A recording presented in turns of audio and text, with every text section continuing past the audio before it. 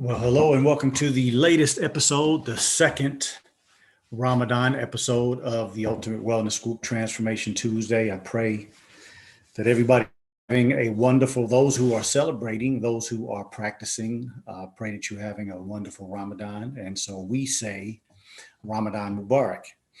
I got a short show today, of course. I'll be breaking fast here on the East time a little after 8 o'clock. So I started a little early. So I pray that you all have the ability to come in and check out the show. Got a nice short show for you this evening. So let's go ahead and get started. In the name of Allah, the Beneficent, the Merciful, I bear witness there is no God but Allah. And I bear witness that Muhammad is his messenger. I further bear witness that God came in the person of Master Father Muhammad, taught one from among us, being that man in that book that you see behind, the Honorable Elijah Muhammad, who wrote How to Eat to Live. And that, of course, is the foundation of this show. And neither of them left us alone. They left us at a dark, serious, and very dark time with a friend, with a counselor, with a guide. I'm speaking none other than the Honorable Minister Louis Farrakhan. And their names, I greet you in the words of peace, of Assalamu alaikum. For anybody that may be hearing that introduction for the first time, I am asking that somebody greater than me guide my thoughts, guide my mind, and remove my arrogance and my ego so that I may be a vessel for you. So there are a couple of things I mentioned last week about Ramadan, and I forgot a couple of things. So I want to mention those today, and then I want to briefly about these blood clots that are in the news regularly about this Johnson & Johnson vaccines. And then we'll end with just a little bit of a discussion about Dianetics and self-improvement through the books of the Church of Scientology. Okay. So let me start with, I forgot to talk about ablution last week. And so Elijah Muhammad teaches us in Message to the Black Man about our ablution. And that is just a word meaning that we clean ourselves before we go to make prayer, right? And so you can get the description of this in many places. There's some online, of course, in the books and prayer books. But in essence, he describes that this process is cleansing ourselves before we present ourselves to Allah to pray, right? And so we clean our hands, we clean our forearms up to our elbows, we clean our eyes, our nose, our mouth, our ears, wash our face and head, and then feet up to the ankles. And all of that represents what you are experiencing in a world that we live in, the evil, the unkind, the negativity. And so that's what we're doing. We're trying to cleanse ourselves. That ablution is the act of spiritually and physically cleansing ourselves, right? But the spiritual aspect is that you're washing away things that you may have seen that were sinful, things that you may have done with your hands or walked in doing things that were not correct, right? Things we hear, the things we put in our mouth, the things we speak out of our mouth. And so the ablution is that process of spiritual cleansing before we go to our prayer rug and say our prayers. I didn't mention that last week, and I wanted to make sure that I mentioned that. The other thing that I want to mention after our first week, right? We are in day number 8 of Ramadan. We have finished 7 days, right? We starting our second week. And I have really enjoyed my week of Ramadan. And by the way, you all, because of the fact that I'm only doing a short show, I'm going to respond to the comments, after the show is over. I'll get back to doing live comments when we go back to regular times, right? Because I don't want to go too long and hold people from breaking their fast. That would be inconsiderate. So I don't want to do that. Okay. So I pray that you all are okay with that during Ramadan. But I wanted to talk about the enjoyment of reading the Quran, right? When we are reading our part, the specific part that I talked about last week, I am trying to take my time and enjoy the reading and apply the reading to the current situation. Like somebody asked me yesterday about my reading, and I mentioned the section that I was reading, not today, but yesterday.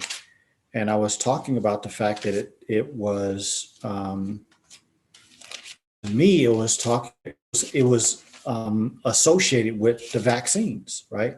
So let me try to find this real quick. I don't want to spend too much time on this, but I really am trying to enjoy it. And I wanted to just mention that today, rather than just grab the Quran and boom, boom, boom, boom, boom, just kind of read to get done. Let's try to enjoy our reading, enjoy the sacrifice, enjoy saying, like today, being the eighth day, the first couple of days, I thought about drinking something a lot. And then I think 3, 4, 5, and 6, maybe even the seventh day, I didn't think about much to drink at all during the day. But today, I mean, I was constantly, every time I saw somebody with something to drink, or I would walk by the refrigerator, or I just had a lot more thoughts today. And so that is that sacrifice, right? That is the strength.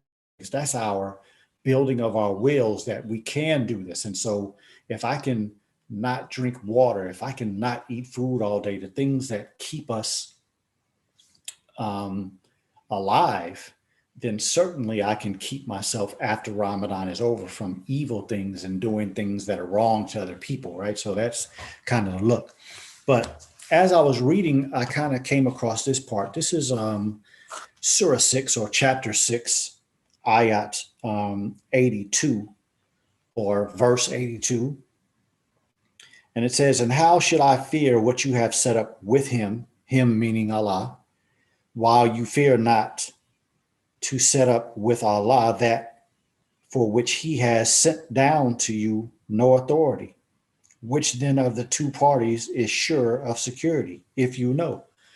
And so, of course, I, as a person who believes in Allah and believes that the Honorable Elijah Muhammad is his servant and is his exalted Christ and Mahdi, and I believe that Minister Louis Farrakhan is their current divine reminder here amongst us and also our Messiah, then I have to look at his command in that we should not take this vaccine as an instruction directly from God. If I believe that, right? If you don't believe that, I'm not saying that you should, but I'm just putting things in context. That's what I believe, that the minister speaks God's will. And so if Allah is my authority, then I don't even consider taking a vaccine from somebody that's giving me a vaccine and they have no authority compared to Allah, if Allah is the center of my life, right? And so I'm just using that as an example of yesterday, day before yesterday, was as I was reading, I got to that part and I was like, wow, that's pretty significant right there. And so that's what I mean by enjoying our reading, right? As most of us know, there are a lot of things going on around the world. There are a lot of cases. There are all this news about these vaccines. There's so much that's inundating us every day. We have to be able to maintain a firm control on who it is that we are, and what we believe, and what is the foundation of that belief.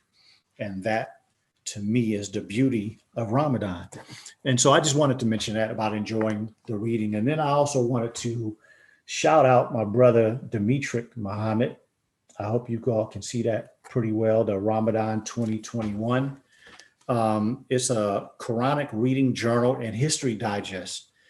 For those of you who know Brother Dimitri, and those of you who don't know, he is an excellent researcher. He gives so much wonderful information, not only about what he researches in current times, but he gives us a lot of history about our Nation of Islam. And so it's just a book that gives us some historical perspectives and gives us some current information. And then there's sections where we can kind of just jot down some notes on what is going on in our own journey. And when I saw it, I was like, man, I want to get that. And I kind of want to journal through my Ramadan this year. And so if you're interested in getting this book, uh, it is www.researchminister.com. www.researchminister.com. Wonderful book. I just wanted to give my brother a quick shout out because I have enjoyed it so far, putting down a few notes. And one of the things that I noted was how my wife and I are continuing on our healing journey, right, from losing our daughter. And again, this is not something that I say because I'm looking for sympathy or anybody to, anything. It's mostly about discussing and having conversations about our journeys, about difficulty factors, about how we mourn and grieve and continue to heal from the things that happen in our life. So my wife and I were discussing what our goals were for Ramadan, and we wanted to heal and ask Allah to give us some comfort in our healing journey. And a friend of ours, Brother Eric Muhammad from Houston, reached out to us. I think it was either the day that Ramadan started or the day before. And he was showing a picture of his Quran that had Kiosha's, her little program for her funeral. And, it was amazing because it was the morning after my wife and I had a conversation on what we were going to be asking Allah to help us with through Ramadan. And then for him to send that beautiful message of praying for us, thinking of us, and asking for our healing, I just wanted to talk briefly about a friend of our families. That's my wife's best friend, Sister Jacqueline Muhammad from DC. She came to visit last week up until Monday, I think it was, or Tuesday. Yeah, it was the first day of Ramadan. And her children, Umar, Umat, Samaya, Sakina, and Fahim, sent her here to spend a week with her best friend, my wife, Tawana. And, it was the first time I saw my wife really like smile and laugh and be playful, and just, it was good to see. And so I wanted to just talk about that briefly, about seeing her, going into Ramadan and really being committed to having a good Ramadan and sacrificing during Ramadan. And it also is a great testament of their friendship for Sister Jacqueline to come away from her family and her granddaughter who didn't want her to leave and spend a week with my wife and just doing things together. It was a beautiful lift, I believe. It was a beautiful week for my wife. My wife is of course, I believe she's a wonderful person, right? But I believe she's very strong. I believe she's handled this very well. And it was just beautiful to see that happen going into Ramadan. And she has really enjoyed Ramadan to this point as well. And so I asked just what quickly I wanted to share about Ramadan. I'm enjoying it. And I pray that you all are putting some comments in about how you are enjoying your Ramadan and how yours is going. And so I'll read those a little later, either tonight or tomorrow. The next thing that I want to discuss is I got some news through my wife about somebody that I don't know exactly how to describe what happened, but I would say that somebody's using my name and using my reputation to sell products. And I just wanted to give a warning to you that may be receiving this and those that potentially understand correctly. If I'm wrong, apologize. But if somebody is out there using Dr. Akili's name to sell products because of what Dr. Akili says, then I would greatly suggest that you stop. And those who may be hearing that, to not listen to it. You have to understand that this is my 26th year since I graduated from medical school. I didn't finish medical school in June when most people do. I finished in December.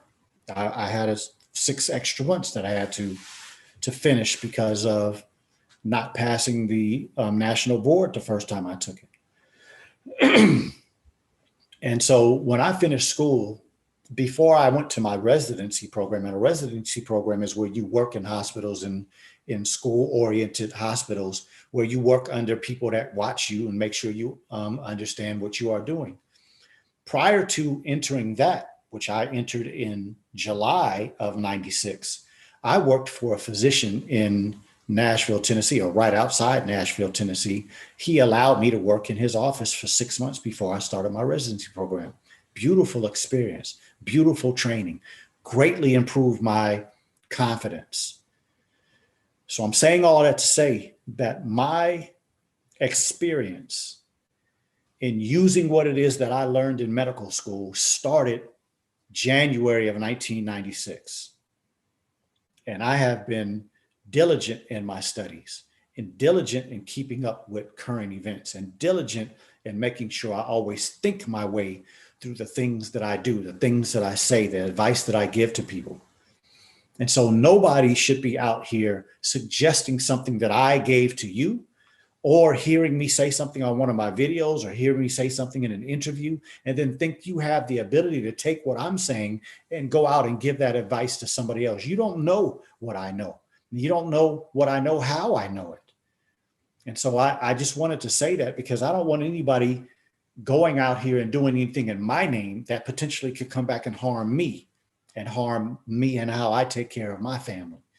And so if anybody hears anybody doing that, please let me know. Check them if you want to, but let me know, because I don't want anybody potentially, and this is about money. I don't care about people making money. I pray that all of us make plenty money, but don't do it in my name in a way that fits you and you potentially could be harming me, or just using the information that I've worked hard to gather. And when you all hear me, sometimes people ask questions in my programs, I don't answer them. Why? Because it's too specific. And when you ask me a specific question about something that's going on with you, I have to know more about, I have to be able to put the different things I need to ask consideration before I give advice, before I say something. So when I come here, I'm speaking in very general terms. I'm speaking about how the body works, I'm speaking about my experience, but it's not always applicable to you and your situation. The supplements that I suggest to people, because I've seen it work so wonderfully, there are specific questionnaires that you have to fill out when you come to me. I don't just sell those things because somebody says, hey, I want some of that supplement. I don't just sell it to you just because you asked that.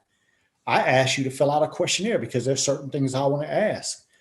There are certain medications that you can take that will make the supplement null and void. Some people will probably sell it to you anyway. I'm not going to do that. I'm not going to forfeit my character and my soul and the reason why I do what I do for $1 bill. It's too easy to make. I've been able to make money all my life when I desire to. So I'm not going to sell people out for that sake. And I don't want anybody to sell me out for that sake. My name is not for sale. What I've worked so hard for all these years is not for sale, and it's not for you to use as you want to. And so if this is a warning for anybody that is using me like that, consider it a warning. And please just cease and desist using me like that. If you want to use me like that, then you should have a conversation with me, and we should make some type of an agreement that you can use what you hear in my videos or you hear that I say. Other than that, it would be wonderful for you to say, you heard Brother Dr. Keeley say this, and here's where you can find where he said that, or here's how you can contact him. That's okay. But don't go out here suggesting something to somebody because of what I said, because you don't have my 26 years of experience. And so, point made, I pray. So the last part of this show for today, and I pray that you all are enjoying the show, is to discuss Dianetics. I was supposed to have somebody come on the show and talk with me about it, but it just hasn't been able to happen. So I just wanted to talk a little bit about my experience in Dianetics. And the reason why I'm talking about it now is because I think that Ramadan represents to me a great aspect of self-improvement, right? As I said a little while ago, I am taking my time and I'm reading the Quran and I'm trying to make sure I understand what I'm reading. I don't pass by a word I don't understand. I write down the words, and then years pass. I have taken my notes, and so I go back and I look at the words that I looked up last year, the year before, to make sure that I'm understanding what I'm reading, because I want to absorb when I'm reading the book. Please, Allah, help me get better. Please help me see what's happening in the world better. Please let me see the Honorable Elijah Muhammad and Minister Louis Farrakhan better. Let me see Black people in the Bible and the Quran better. Let me understand how to grow into a better man, a better child of God, a better husband, better father, a better physician, a better person. You know, peel off the layers of ignorance and stupidity and not being righteous. That's what I am trying to do as I go through Ramadan and as I'm reading the Quran. And I pray that all of us that are doing it for whatever reason you're doing it, right? I don't think that was my perspective the first time I did Ramadan. The first time I did Ramadan, I looked at it as a challenge just to be able to make it through. Can I read this book all the way through in 30 days? Can I not go 30 days and eat the whole day and drink the whole day? Not have sex, the whole day for 30 days. All of those things were challenges, but I don't know how much of it was an actual spiritual challenge. And now to me, those things that I just mentioned are challenges, but I think the real thing is for me to spiritually grow in these 30 days and come out better understanding what this book is saying, better understanding what my experiences in life have been, right? And so, as I said, as I was reading, I was thinking about the vaccines, and I was thinking about how this whole vaccine thing has, to a certain degree, taken out of doctors' hands to some degree. I mean, you have vaccine sites all over the country, mass vaccination sites. There's no doctor. You just made up your mind with whatever information you gather, and you go and you chose a vaccine. I was speaking to my mother today, and she asked me about Johnson & Johnson. She told me that she was considering taking Johnson & Johnson vaccine because it was only one shot. I told her, I said, with the information that I've been researching since this whole process started, it doesn't make a difference whether you take the vaccine with one shot or two shots. It makes a difference on how they make the vaccine, what's in the vaccine, and the process of what that vaccine is supposed to do in your body that determines whether you should or should not take it, right? But I think many people are making up their mind about these vaccines based on maybe what doctors say, but a lot of times it's based on what these people that are put in front of us. And we don't know truly who they are and what they represent. Very similar to a drug rep that shows up at a physician's office. I've had many of them show up at my office over the years. We're not going to have a conversation about you telling me what I'm going to use until I finish reading the insert and then asking you some questions. And I know once I read that insert, you can't answer my question. So you can't suggest to me what I prescribe. I have to do the research so that when I write something on a prescription pad, and I shouldn't say write, when I used to write on a prescription pad, when I tear that prescription pad off and hand you that prescription, I have done my diligence to make sure that that medication is necessary for you and what you're going through, and praying that it's going to do you some good and not kill you and not cause you major side effects that could alter your life, right? And so my experience, my training, my research, my study gives me the ability to come to those conclusions. When people are making conclusions based on what some person that's been put up in front of us, that is not enough, I don't think. It's like I mentioned before, I have a family gathering coming up, and in that family gathering, they've made it mandatory that you have a vaccine. Well, I won't be going to that family gathering because there's nothing that's going to pressure me into taking a vaccine that I know is not good for us, right? And so, why did I go there? Well, number one, because I read that in the Quran the other day, and I associated with the vaccine. But right now, we are reading this wonderful book, right? Understanding the Assault on the Black Man, Black Manhood, and Black Masculinity, right? A wonderful book. We're reading in the book club right now. And something that I read a couple of days ago, I just wanted to mention. This is page 238. It says the CIA asset, Dr. Jolly West said, a government could also supply drugs to help control a population. This has the governing element employing drugs selectively manipulate governed in various ways. CIA asset Huxley said a dictator could make use of these drugs for political purposes. He could ensure himself against political unrest by changing the chemistry of his subjects' brains and so making them content with their servile condition. He could use tranquilizers, i.e., opiates like heroin, to calm the excited, stimulants to arouse enthusiasm in the indifferent, hallucinants to distract the attention of the wretched from their miseries. The CIA mafia dumping of heroin into Black communities across this nation, therefore, unquestionably had a political motive as well as an economic motive. And so, as I'm reading this book and we are going through Ramadan, and I'm trying to put all of these things that I'm reading, all of these things I'm experiencing, all these things that I'm watching happen around me in this world in context, I think that part in Dr. Wesley's book has a lot to do with what I have concluded has to do with these vaccines. It has to do with control.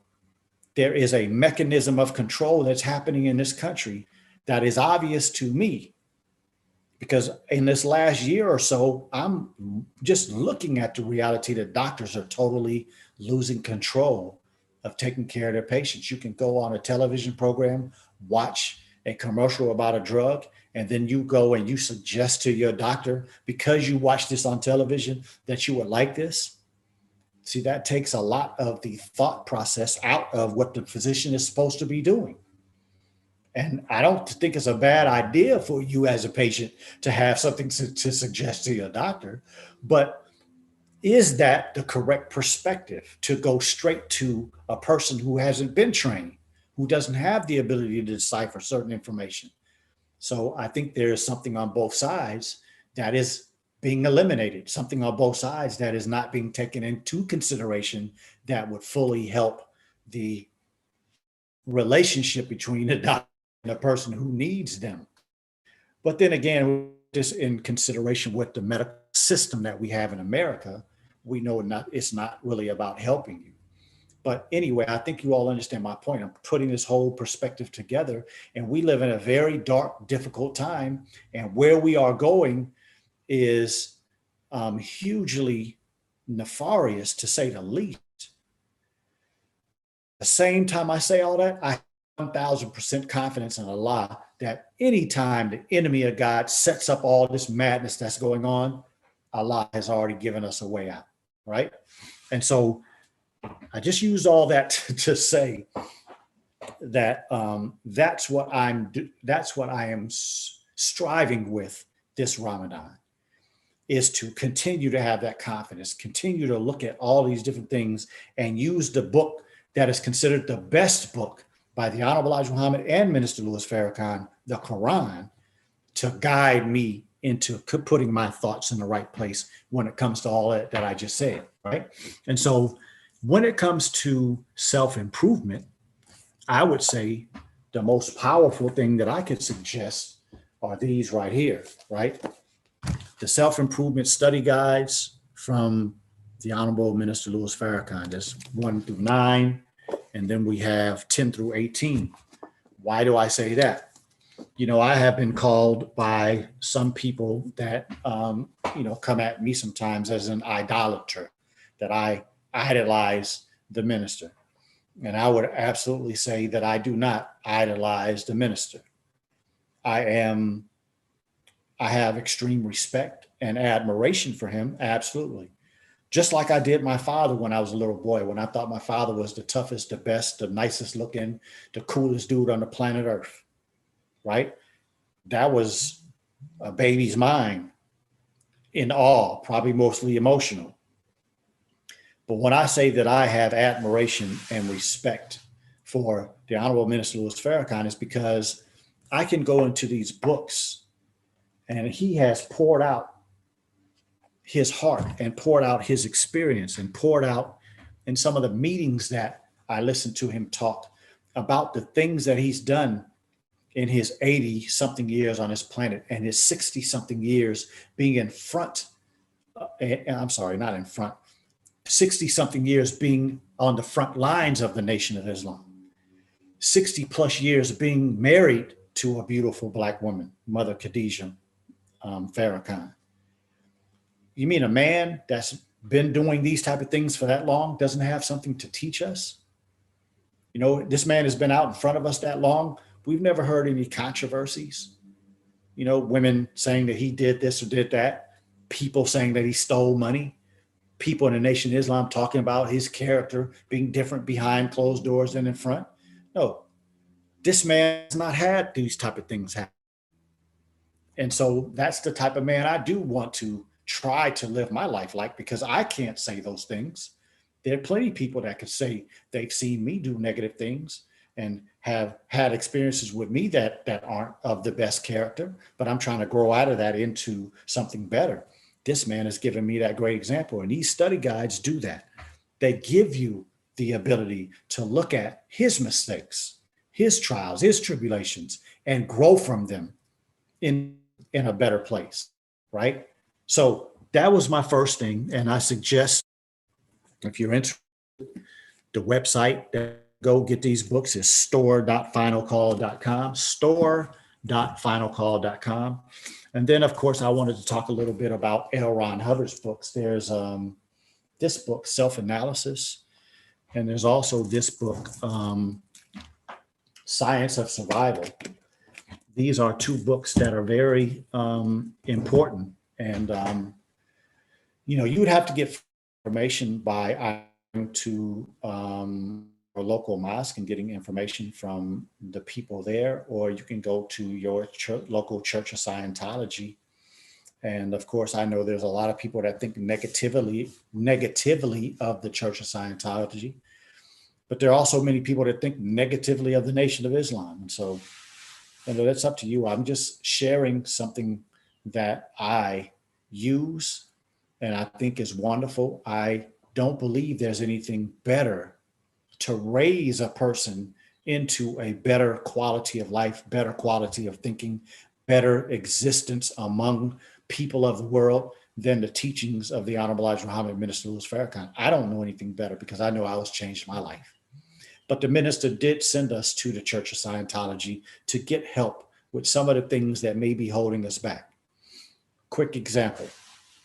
When I was a young boy, and as I said, I had that admiration for my father, there were a few instances, and my father was a strict physical disciplinarian, right? If you stepped out of line, he'll put you in check real quickly, physically. And so there were times in my youth, and especially when I was a small boy, where I would do things. And I'm not talking about the things that I knew, or I'm saying sometimes you do things, and my father would just go off and give me and my brothers a spanking, or, you know, pop me upside the head or spank me, whatever. And you kind of get those mixed emotions, right? Like, man, why did this dude do that? I don't even understand. I understood why he did me like that when I did something wrong, but why did he act like that? And so you have a tendency to carry some of that negativity with you in life, right? And so a word or something that reminds you of that situation, or something that smells or looks like that situation, or something that reminds you of that particular part of the house, can trigger like an emotion in you. That baggage comes back on you, weighs you down, right? That is an aspect that I've seen the Church of Scientology and L. Ron Hubbard's teachings greatly improve. I've been through multiple processes at the Church of Scientology. And in my own processes, like this book right here called Self-Analysis, you can do it to yourself. You can actually improve your own tone, improve your own attention units, and sometimes break down some of those things that happened to you in the past that has so much power over you, right? And so I just wanted to mention that because in this time frame over the next 21 days, when we are working on our selves, working to improve ourselves, I just wanted to share a few things, right? We read this previously in our book club, but I think this is a wonderful book. If you haven't heard about this one, The Unapologetic Guide to Black Mental Health, beautiful, right? We're living in a very tough time. And I think that anything that can help us is something that can, right? You don't necessarily have to read all these books during Ramadan, but after Ramadan is over, maybe continue to have a book that you read every 30 days or every 45 days, every 2 months. That's the way I try to keep my reading schedule, right? Every month, I try to or at least read a book, and then I'm usually working on some other one, right? And so I just wanted to point out this one. I think this is another wonderful book, which comes from the Honorable Minister Louis Farrakhan. The restrictive law of Islam is our success. Just a couple of things. Think about, I was with my wife yesterday, and we were coming home, a little drive. We broke fast. Just got in the car and just took a little drive. We were on our way back, and there was a guy that was fixing his car in the he was fixing his car in the parking lot of one of those adult places, right? So X-rated, whatever, all that kind of adult toy, pornography, and all that kind of stuff. And I said to her, man, that's a horrible place to have to call your wife to come pick you up, right? And so, if we're living our life in a way where God would be pleased with us, then your wife could never walk up to you and be displeased with what you're doing. And your husband can never walk upon you, right? Your parents can never walk upon you and you're doing something that would displease them. And that's what that book is about. It's talking about the reality of Islam, right? Islam, the word just means peace. When we say Assalamu, may peace be upon you, right? And when we turn that greeting back. So when we talk about the aspects of growing into the civilized society, if I am on a block and there are 4 or 5 other Black men that know me, and they know as they get to know me that their wife is not something that I'm looking at, you have no worry about me being attracted to your wife in a way that would be a detriment to your relationship. When you leave this block that we live on, you go to work, you know that I'm going to look out for your wife and make sure nothing happens to her, protect her like I would protect my wife. You know that your daughter is not going to be abused by me. I'm going to protect your daughter like I protect my daughter. I'm not going to let anybody do anything to your son like I'm not going to let anybody do to my son. See, that's a civilized society. That's an upright society. That's a righteous society, right? I'm not going to come to your house and steal, right? If I need something, I'm going to come ask you. If I see you have something that I need, come steal it from you. You know that's not possible at me as your neighbor, right? And so I'm just using that as an example of a book. It talks about our restrictive laws, the things that we do not do, the things that we're not supposed to do. And then there's things that we shouldn't do because we want to live an upright life, right? And so that is another book that I think is wonderful for us to read. And then I just wanted to mention, lastly, is for the Ultimate Wellness Group book club. This will be our next book. We have, remember how many? We got what is that? 103.98. So I would say 150 more pages. So we got about, I guess, probably as long as we'll be in Ramadan, we'll be reading this one, The Assault on Black Masculinity, Understanding That Assault. And so after Ramadan, probably not too far afterwards, we'll start the pot plot, right? Um, and I'm forgetting Dr. Wesley's site, but I will put it up so that you all can go and get his book. His book right now is out of this book, and he's supposed to be putting it back up there so that you can get it. But I know he was out a while back. But if you're interested in reading Pot Plot with us, please get that. And then, okay, of course, if you don't have your copies of How to Eat to Live, please go to store.finalcall.com for your How to Eat to Live, which everything that comes from this show is going to be from that foundation.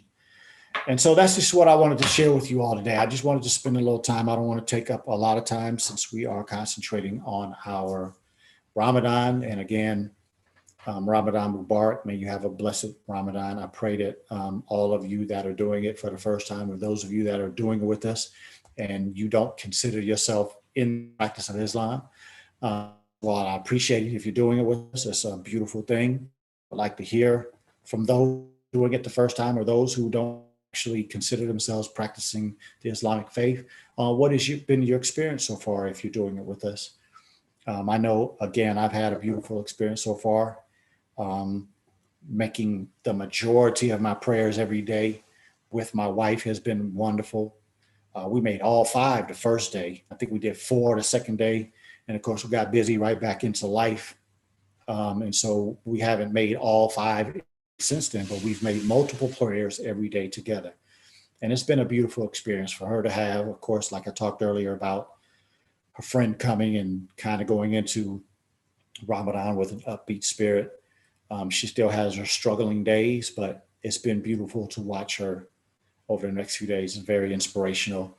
And of course, I want to always make sure that I am leading when it comes to anything that has to do with eating correctly and taking care of my body and my mind and all those type of things. I always want to be the example. I don't ever want to be one that's setting a bad example or slacking off in front of you or anybody that looks at me as an example. Okay. So I thank you all. I pray that you all understand why I wanted to do today's program. I wanted to keep it short. We're probably going to keep most of Ramadan short, so we can just, touch on a few of the current subjects and then go back to enjoying our sacrifice for the sake of the God that we serve. No matter what name you call him, that God that we serve, this Ramadan is for him, right? And so thank you all for coming and spending some of your evening. I pray that you all send me some of your comments on how your Ramadan is going, and maybe even your comments on some of the things that I said. And I pray that your breaking the fast is wonderful this evening. I'll be fasting this evening, so I'll only have water. But I pray that whatever you're doing in your breaking of the fast is wonderful. I pray that you got some news that you can use today. I pray that we are all working hard on our health. And in all honesty, there's something really quickly I wanted to share. So let me share this real quick.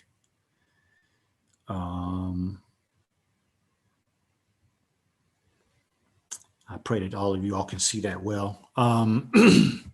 When it comes to these vaccines and these clotting problems, I just wanted to show a few pictures really quickly. Blood cells and its types, right? We're not going to get into the functions, but if you all can see this well, on the left side, you see a monocyte, eosinophil, basophil, neutrophil, and lymphocytes. These are all considered your white blood cells. You see the red blood cells. Those are the ones that look cupped, that carry things. And then you see over here, you see the platelets. Excuse me. And so the platelets are usually what's involved in clotting, right? Cut yourself, scratch yourself, bleed. Excuse me. We make clotting factors from the liver and from some of our tissues that keeps you from bleeding continuously. Like if you were to cut yourself and we didn't have any clotting factors, we didn't have any platelets, you would just bleed, and you could bleed to death just with a small cut. Very intricate system Allah has put in these bodies to stop us from bleeding. It would be very similar to, I know when I was a little boy, I used to play with water, right? We had fruit trees, and so we had a well around one tree, and then we'd have a little line from one tree to the next where the water would fill up in one well and then run to the next one, right? And so sometimes we would play down in the in the water that was going from one well to another. And we would block it up and let it fill up with water. And then we would break it open and let the water rush through, things like that, right? So if you think about cutting a blood vessel or cutting a pipe and the blood or the water is running out, and then you have to start doing something to clog that, what is running out, right? Typically, if you're dealing with some water in the house, you would turn the water off. But for sake of this conversation, let's just say that the water is running, you're trying to stop it, and you have to put on an elbow or some type of cap, and you have to put some glue on there. So you might have to hold it for a while.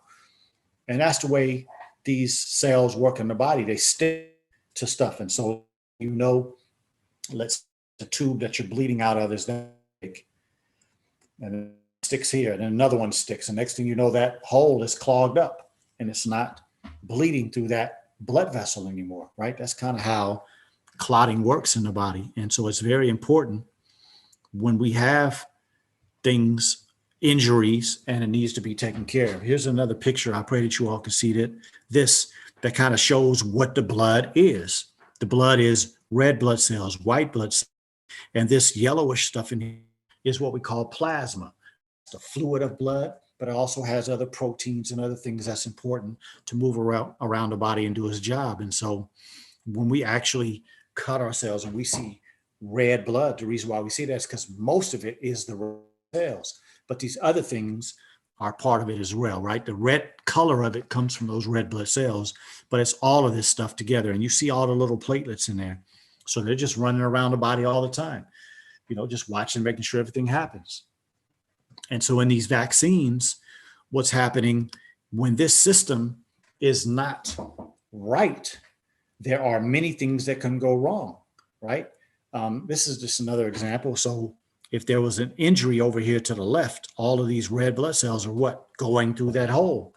And so you see the little white platelets they have on there starting to make everything stick together. And so this stops the bleeding from the inside. And then on the outside, we have a scab, kind of like that right there on my finger. I injured my finger about a week ago, right? So that's the outside. When we look at a scab, that's just the dried blood that clumped up in that area to stop the bleeding. But also in there are the cells to keep from infections from happening and keep and kill all the dead bacteria or the stuff that got out from out here into that wound when you cut it, right? And so I pray that helps with the aspect of these clots that you're talking about, because of course, a lot of times when they talk about things in the news and in just general social media, whatever, a lot of times we don't have a lot to really go on. This thing that they're talking about, the CVST, these brain blood clots that people are having, it's a very important blood vessel in the brain that is part of producing and extracting the fluid that is keeping the brain nourished, right? So our blood runs around in the tissues of the body, but in the spinal cord, in the brain, and in our joints, we release a fluid. In joints, it's called synovial fluid. In the brain, it's called CSF fluid, cerebral spinal fluid. That's the fluid that keeps the brain and all the aspects of it nourished. And there are blood vessels that uptake that, and there are aspects in the system that produces that fluid. And so these people that are having these blood clots in those blood vessels, when you have a problem with blood clots in the brain, you wind up with something similar to a stroke, right? So that's what's happening to a lot of these people. Of course, some of them are dying because a certain percentage of people with strokes do die. But the thing that I think is most egregious about what's happening right now is that everybody seems to be pointing at Johnson & Johnson and saying they're having blood clot issues. And they are. And I think I saw or read one report that said that they were going to hold Johnson & Johnson because 6 people had a problem. And then I think another one I read said something about 8 brothers and sisters. There's no way that these big corporations that are making all this money would stop mass vaccination for 6 or 8 people. They don't care that much. There's something worse going on. There are much more high numbers than 6 or 8 people. I went back and did some more research on their site, the Vaccine Adverse Event Reporting System, last night, and tracking system was up to 92,000 people. The last time you all heard me mention it, I think it was high 50,000, 58, 59,000. There are a lot of people that are reporting what is happening to them after getting these vaccines. And I saw many people that took the Pfizer Moderna vaccine that are having blood clot issues as well. You see thrombosis, you see embolic situations, and you see blood clots. And you also see a lot of people describing symptoms that could be a developing blood clot, pain in an extremity, swelling in an extremity, redness in an extremity. I'm not saying that every time you see that is a blood clot, but I'm saying I saw that over and over and over and over and over again in that their system. And those symptoms that I just described could be a blood clot developing in a person that has had a vaccine. So the information I believe that's being purported to the public right now is really, really kind of it's trickery, really, is what it is, to make us have something against this Johnson & Johnson vaccine. But in all honesty, anybody that's listening to this should have a problem against any vaccine right now. It is a trial period. See, what is happening with the Johnson & Johnson vaccine, if it had gone through the proper perspective that vaccines have gone through in the past, they would have found this problem.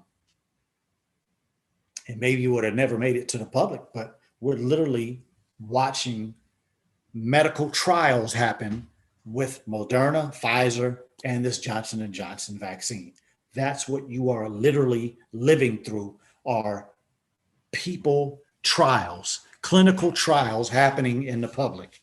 And most people don't know enough about the whole process to understand what it is that we're looking at. So I just wanted to mention that really quickly. One more thing, and then we're going to get up out of here, okay? Because I don't want to hold you. What time is it? 7:52. I talked longer than I thought.